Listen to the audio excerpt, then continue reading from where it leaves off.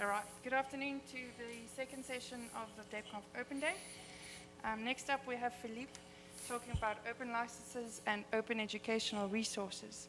He's going to explain how open licenses work, take a brief look at the history of the open educational resources and the open licenses.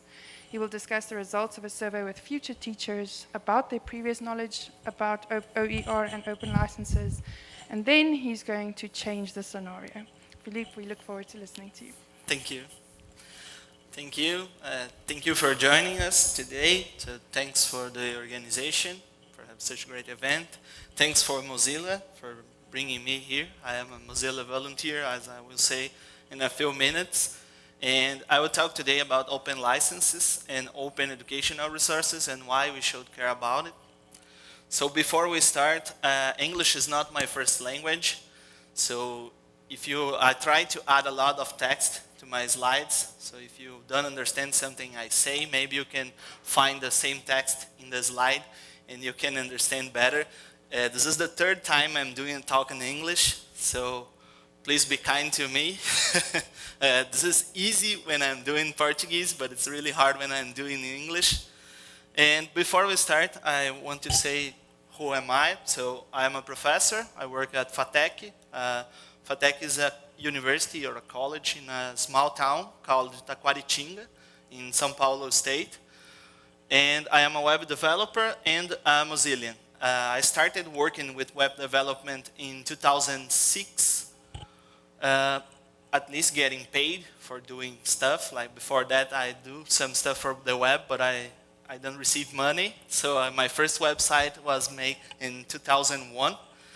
In 2014, or 5 years ago, I joined in the Mozilla community, and I started teaching at the same time. So I started working as a professor at the same time I joined Mozilla.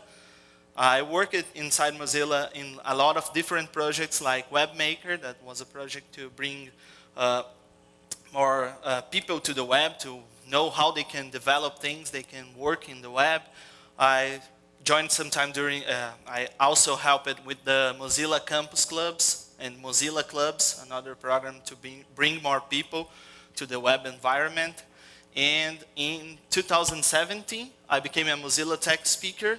The Mozilla Tech Speaker is a program that Mozilla developed to give training and tools for speakers so they can talk about Mozilla and technologies that Mozilla supports in events. So I'm here today because Mozilla is funding me to be here, helping me to travel from my city to here, and because Mozilla gives me a lot of technologies and stuff during those times that I am a tech speaker. So it's really nice to be a tech speaker, and it's really nice to be a Mozillian. And 1 year ago, I started a master's in education. So I am researching about open educational resources and open license at my master's. So this is basically what I am doing. I try to combine two things I use a lot, like I talk about a lot open licenses because of Mozilla. Usually I do talks about web VR and virtual reality. That's my field outside of the master's. But I tried to bring what I use commonly in my daily basis as a tech speaker, and what I do in masters to be something like more enjoyable to me and for the events and people who will participate during the research. So before we start, I want to say that we have to be clear about education is about sharing. So if there's no sharing happening, there's no education happening. Teachers share their knowledge and skills with students, and students share their questions and drafts with teachers. We have a similar process where students share knowledge with teachers also. I believe that it's a two-way road, so we learn and we teach at the same time. Those teachers share feedback, criticism, and encouragement with their students, and on it goes. So basically, when we talk about education, we are talking about sharing. We are talking about sharing experiences and sharing knowledge. And when we talk about open education, it's a term that gained a lot of strength in the last decade. So various sectors of society as internet and digital technologies advances started to talking about open education and to provide open education. And open education seeks to promote the freedom to use, change, combine, and redistribute educational resources from the use of open technologies. So the concept also involves principles related to open pedagogical practice. So it's not only technology, it involves practice as well. So we need that professors and teachers, they know that we can use open pedagogical practice to involve more the students and to share their work with more people. And open education movement involves the search for alternatives to some of the obvious barriers to the right to quality education, and it's aligned to the 40 United Nations Sustainable Development Goal. Like it's one of the most important things to the United Nations is the access to quality education. So using open education, we can promote that. We can help to promote open a quality education for everyone. And when we talk about open education, we are also talking about open educational resources. This is the logo from the Open Educational Resources. And the foundation of open education are the open educational resources. So our materials and stuff like that we use, like resources that we are free of cost and access barriers, and which also carry legal permissions for open use. So we can use those open educational resources in your practice, and we can share those content with all people. The OER can be books, book chapters, software, video games, reviews, papers, manuals, videos, almost anything you think about can be an open educational resource if you add to it an open license. So the main idea of the OER is that any learning resource that a person publishes can be used and recombined by other people in different way as a way of expanding knowledge. So if you make a class, a material for a class, and you want to share with other professors or teachers, you can add an open license and make this OER. And when we talk about open licensing, we are generally, the permissions is granted using one of the open licenses. So Creative Commons is one of the best examples of those licenses, which allows anyone to freely use, adapt, and share the resource anytime, anywhere. And open permissions are typically defined in terms of the 5 R's. It's common to see references to 4 R's also.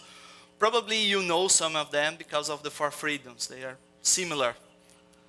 So the 5 R's activities. First one, retain the right to make, own, and control copies of the content, like download, duplicate, store, and manage those OERs. The second one, the reuse, the right to use the content in a wide range of ways, in a class, in a study group, on a website, in a video. If we think about copyright in Brazil, for example, you can use text inside the class.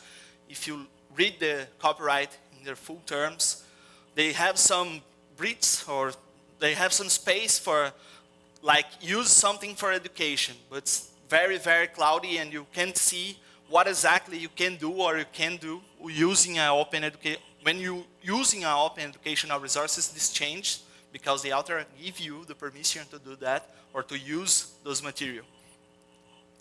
The third one is revise, the right to adapt, adjust, modify, or alter the content itself, like translate the content in another language.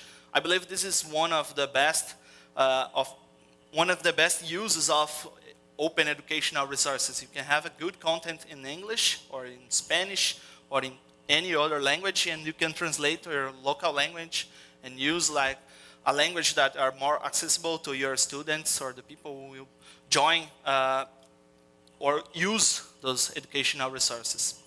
The right to remix, the right to combine the original or revised content with other material to create something new, like incorporate the content into a mashup.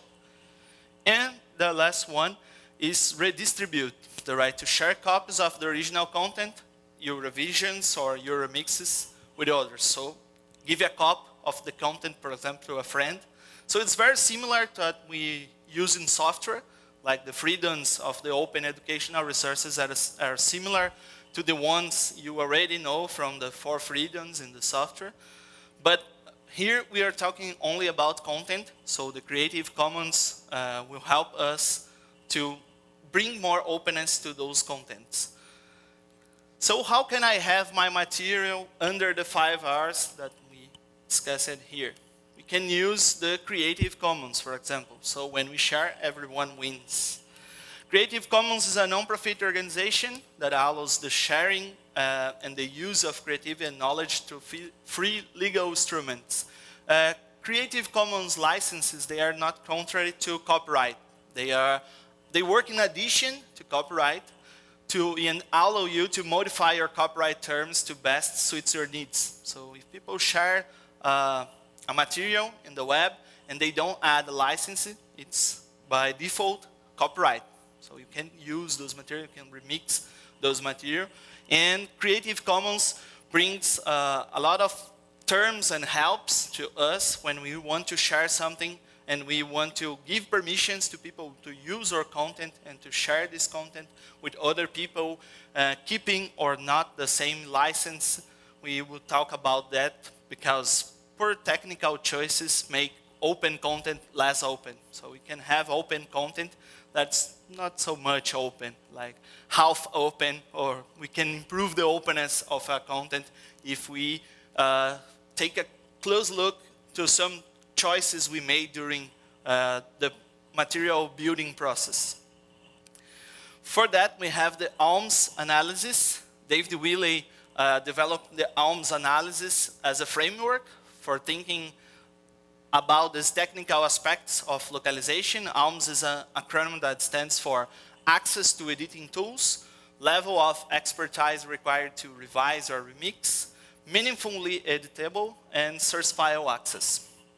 So what is access to editing tools? We have to ask, is the open content published in a format that can only be revised or remixed using tools that are extremely expensive? For example, someone built a nice poster or stuff like that in the Illustrator from Adobe. You have to pay to remix this document. Maybe the author wants to make it open, but use it a closed format. So you have to pay to edit this document. So we have to ask if this is really open. Is the open content published in an exotic format that can only be revised or remixed using tools that run on an obscure or discontinued platform? Maybe you use a software that doesn't exist anymore, and you share it as open content, but people will have to find those exotic software to edit your content, to make changes and edit the stuff you shared. Also, is the open content published in a format that can be revised or remixed using tools that are freely available and run on all major platforms? So maybe you build a presentation like this one, and you use it PowerPoint, for example. People will have problem to edit this presentation you built because it's not a software that are available and run on all major platforms. Probably with LibreOffice and OpenOffice, you will get almost the same sensation when you open the content the first time, but it's not really open. You have to adjust something, maybe you have to change a font, you have to change the size of stuff that will break because of the conversion.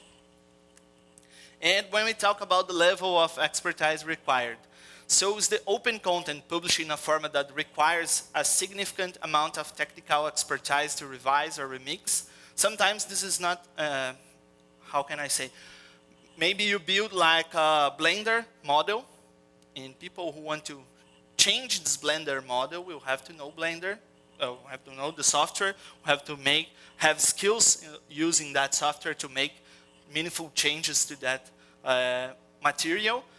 But sometimes this is inevitable, so you can't do anything. You have to use Blender, or you have to use that software to build this. But if you can, you have to prefer to use something that are easy to maintain, easy to change, easy to use. So it's the open content published in a format that requires a minimum level of technical expertise to revise or remix. For example, if you build a text and share it in a, like using a text editor, you can change the text and make changes to those open educational resources with no problem. You don't have to be an expert about technology to change anything in a text document. So it's the open content published in a manner that makes its content essentially impossible to revise or remix. So maybe you want to share something, but you use a scanned image of a document. People will not be able to remix those documents. They have to write it all again using another software, and then they can edit the content, and then they can make changes. So it's the open content published in a manner make its content easy to revise or mix. As example, a text file. It's something easy that anyone can go there and make changes and redistribute those changes. And when we talk about self-sourced, is the format preferred for consuming the open content. The same format preferred for revising or remixes the open content. For example, HTML. You edit HTML and you share it, you use it as HTML. So you can share your work and people can edit those HTML documents with no problem. It's the format preferred for consuming the open content, different from the format preferred for revising or mixing the open content. For example, Flash and SWF. So if you share a Flash, I know you will not do this anymore because Flash doesn't have to be shared anymore, but if you do, you share like the format, like the Flash, the editable, but when you will use the Flash, you use the SWF, so it's that different format. We can do this like with videos. If you build a nice video and you share it as an MP4, people will not be able to edit those videos because they are closed in those formats that you share. So the ALMS analysis is basically those questions that you have to do before you want to share open educational resources. So if I want to share something, I have to ask for me those questions and see if my content will be really, really open. I believe that we are in a stairway, so if we are sharing, we are better than we are before, that when we're not sharing anything like, I shared something that I built using PowerPoint. Okay, if you add the license, if you add the Creative Commons license, it's better than not sharing at all. So we are moving forward. Maybe we will reach those points where every question here will be okay and open educational resources will be amazing, that anyone can edit those contents, remix, and anything like that. So we will reach there one day. But think about that. When you want to share something like a material, think about ALMS to check if this is really open. And what I'm doing at the Masters. So what the undergraduate students or future teachers in this case know about open licenses and OER. So in the first half of this year, I started my research with those future teachers. They are biology teachers, so they don't have like much contact with technology during their graduation. They have contact with technology during their daily basis, like using their cell phones, using a computer, access the internet and stuff like that, but they're not use like the technology inside their graduation.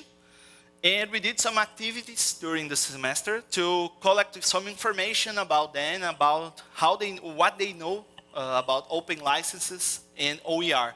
So regarding the characterizations of those participants, they are between 20 and 24 years. In majority, 17 students attending the first degree.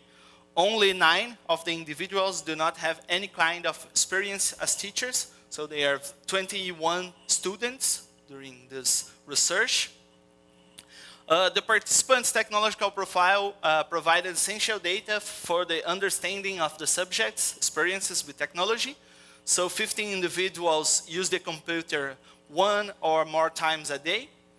5 use 3 or more times a day in the week. And only 1 use less than 3 times a week. And the option rarely was not selected by any of the participants. So they have a lot they use a lot of technology during the daily basis. And complementing this question, 18 participants, almost everyone, stated that every time they use the computer, they also use the internet. So every time they connect it using their computer, they also use the internet. In the relation to the verification of license of content found on the web, which often indicate the restriction of use of this content, 12 participants reported not having knowledge about the ways of consulting the license, and 4 answered that they did not carry out the consultation. So they are not worried about the license. They simply get the content, use, and they don't care about if people share this in an open license, if this is copyright, they don't know how to check that. Only 5 stated that always verify the license of the published material, but later when we are working during the workshop, teaching them how they can build material, they can remix material, we saw that they don't know how to verify the license. They only think, oh, this is in the internet, this is free, okay, I can use it. So, sorry for not translating those graphs. I tried, but they are already images. So another problem with open formats, they are not saving like in editable way. But they are basically to say that almost every student say that we search for free resources, but not free as freedom, free as free of cost. So they don't care about, oh, this is an open image, I can use it in my job, I can use this in my material, I can publish, and I have to say who is the author and stuff like that. They only seek for something that is free. Oh, this doesn't have a watermark, okay, it's fine to use. So they are not really worried about the openness of something. So they are used to tell who the author is, but because of the graduation, they receive those. The professors always ask them to do that. Oh, you have to say who is the author of this, where you get those texts, where you read that. So they are used to that. But in general, they only use the content without checking anything. This other question is about if they think that any content can be used in the internet.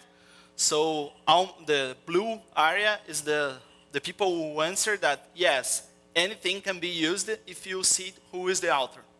You don't have to check about the license. You don't have to say, oh, I got this from this guy, or I got this from someone, and okay, you can use it. So almost half of the students only think that you have only to say who is the author, and okay, everything is fine from now on. The green area is no, because some of the resources are under restrictions, so we have some students that are concerned with that. And in this other question is, do you know what are the open licenses, or Creative Commons, for example? The blue area is no, I never heard about. So almost more than a half of students never heard about Creative Commons. We infer sometimes that students have problem basically with that. It's not like they don't want to share. They know how to share. They don't have training in how to share. They don't have studied how to share. And the head area over there is that already heard about, but it doesn't know what is exactly. So, oh, I heard somewhere that Creative Commons exists, but I don't know what is this. So we infer from the data that we collected that most participants are not aware of the rules and conditions that are inherent to the OER. They consider that because it's published on the internet, there are no rules. So it's on the internet, it's free for me to use. This confirms the importance of promoting specific training on the subject for teachers. So we developed with those students 2 different activities, and right now we are analyzing the data to see the results and what can be improved in future interventions. We did basically a class talking about open licenses and open educational resources, something similar that I did here. So we show then what are open licenses and what is open educational resources, what are the benefits. So we did something like that with them. And in the second activity, we did a workshop in the lab. So they have a presentation that is under Creative Commons, and they have to improve this presentation to build a better presentation. And we try to work in groups. So one group build a presentation, and then this group presents the presentation to other group, and together they have to combine this presentation, and on it goes until we have only one presentation. But what is fun is the first slide, when they showed me the final presentation, is using an image with a watermark. So I talked it and I explained it, but we go to Google and we choose like only images that we can use. Yeah, but they don't know that if you choose like a similar image in the Google, when you search for an image, they show various images and you can choose, I want something that I can use in my work. But in the similar images, they are not necessarily images that are under the same license. So they choose one of those similar images and they use it on the work, and we have to talk about that. In the end of the semester, they have to present a full class using an open educational resource. So they build like an entire class. They have to talk with us, show the material they build. So basically the most challenging for them was finding the license of the material, or finding the right image they want to show us with the license we want. So, for example, one of those groups presented talking about animals, and they find hard to find images of Brazilian animals that are under Creative Commons license. So they search it in Wikipedia and other websites, but it's hard to find the exact image they want to show to the students, for example. So in a nutshell, the lack of knowledge pointed out by participants in the available license formats and the rules that they must respect when using OER demonstrates the importance of preparation for teachers and which studies and activities on OERs are developed.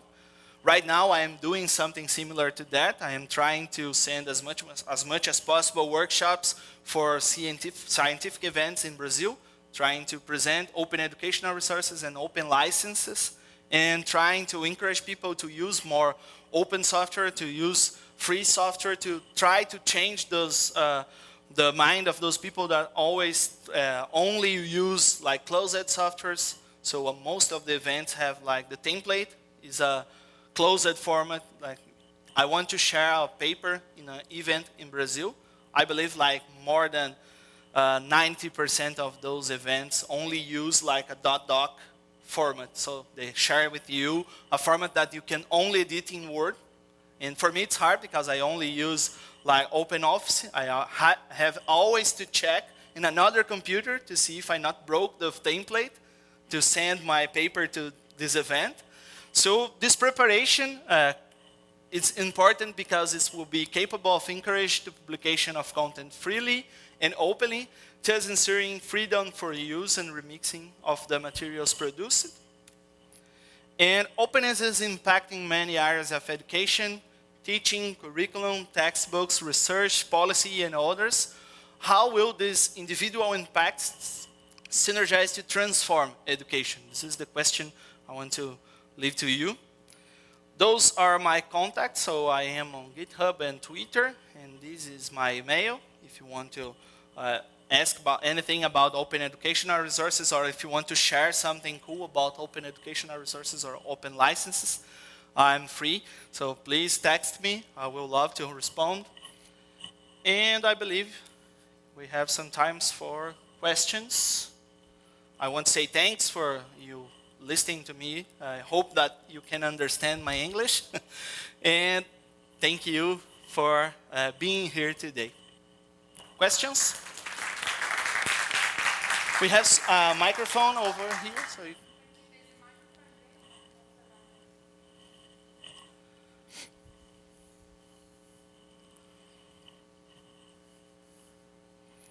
Thank you very much for the talk. You briefly mentioned fonts, and I find that this is one of the biggest problems I have in trying to use other people's materials, is that they start off perhaps creating the materials of Microsoft Windows and using the default fonts, one of which is Arial. And then as you try and bring them in, the fonts, of course, are the wrong size and everything doesn't render properly. So if you're going to create a document, and particularly if you're going to create a template for the document, please use an open font. Yeah, I believe this is the most important thing.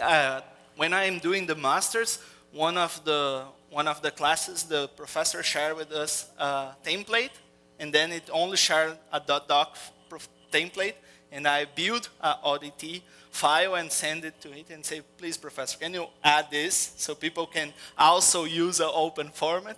And this started changing in the master. So it depends on us. If we are doing like a small job every time we do this, we try to invite people to use something open, but it's important to do. It's a multiplying work. If you do with someone, maybe this person will do the same with another one and another one, and maybe one day we'll have an open format for the templates and we'll not have this problem.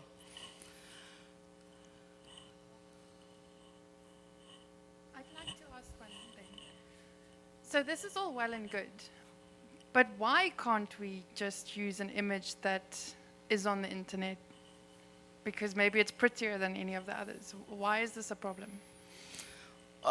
In fact, let me see if I understand the question. You are asking why is the problem of using the images? So the image doesn't have a copyright, so it doesn't explicitly say you're not allowed to use it. It doesn't say anything.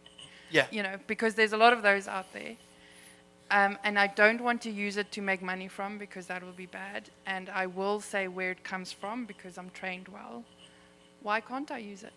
Yeah, in fact, if this is the first question students make, if it's not licensed here, I believe it's open. But in fact, if we read the copyright terms, every country has its own copyright terms. They say that if you not share with a license, it's closed. So if it's not a license anywhere, it's closed. And if you use it and later, like the owner of this image try to bring you to justice, probably you have some problem with that. So if you try to build an open educational resource, for example, you have to be sure that everything inside this open educational resources is under Creative Commons or is under open license, or you have problem in the future. Maybe the author can inquire you why you shared its job on the internet, like if you maybe this open educational resources makes really, really huge success on the internet, and then you became famous of your open educational resources. And if you don't care about the images or the content, maybe you have problems in the future in that way. But it's a good question if the author and sometimes it's hard because some sites gets the images from the internet and they don't care about gets the license that are on this website as well, so they can bring the information all together, like the image and the license. So sometimes it's not the fault, it's not the author fault. It's the fault of the website to bring those images together. But it's something that students always ask. If there's no license, why I cannot use? Thank you. More questions? Okay, well then I'd like to say thank you very much. Thank you.